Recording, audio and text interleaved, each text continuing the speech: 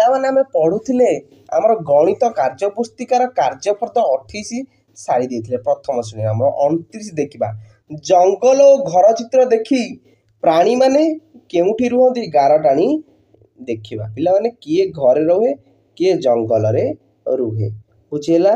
ତାହେଲେ ସିଂହ କେଉଁଠି ରହିବ ସିଂହ ଜଙ୍ଗଲରେ ରହିବ କୁକୁର ଘରେ ତାପରେ ମେଣ୍ଢା ମଧ୍ୟ ଘରେ କୁକୁଡ଼ା ମଧ୍ୟ ଘରେ ହେଲା ଇଏ କ'ଣ ଠେକୁଆ ଜଙ୍ଗଲରେ ଘରେ ମଧ୍ୟ ଲୋକ ରଖୁଛନ୍ତି ବୁଝିହେଲା।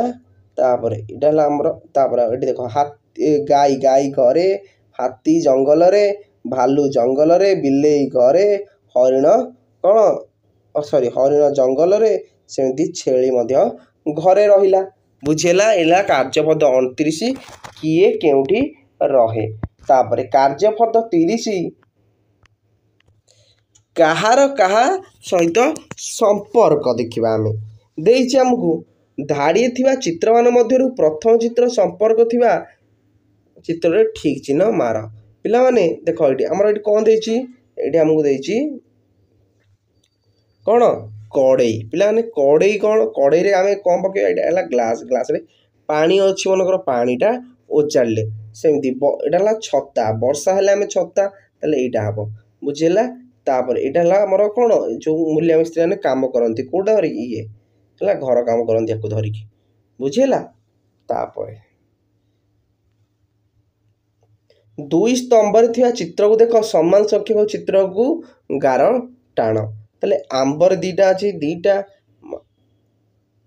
ସରି ପିଲାମାନେ ଏଠି ଭୁଲ ହେଇଗଲା ଆମର କ'ଣ ଏଇଟା ହେଲା ଦେଖ ଆମ୍ବଟା କେଉଁଠି ପତ୍ରରେ ହୁଏ ସେମିତି ହେଲା। ତାପରେ ଆମର କ'ଣ ଦେଇଛି ବେଲୁନ ଆଉ ହଁ ପିଲାମାନେ ଠିକ୍ ଥିଲା ପିଲାମାନେ ହେଲା ଆମକୁ ଦେଇଛି 2 ସ୍ତମ୍ଭରେ ଥିବା ଚିତ୍ର କି ସମାନ ସଂଖ୍ୟା ଚିତ୍ର ଦୁଇଟି ଆମ୍ବକୁ ଦୁଇଟି ଏଠି ଆମର ଚାରିଟା ବହି ଅଛି ହେଲା 4ଟି ଏଠି ପତ୍ରକୁ ଟାଣ 3ଟିକୁ ଏଠି 3ଟି ବହି ଅଛି ବୁଝିହେଲା। ଆଉ ଥରେ ତମକୁ ଏଇଟା କରିଦେଉଛି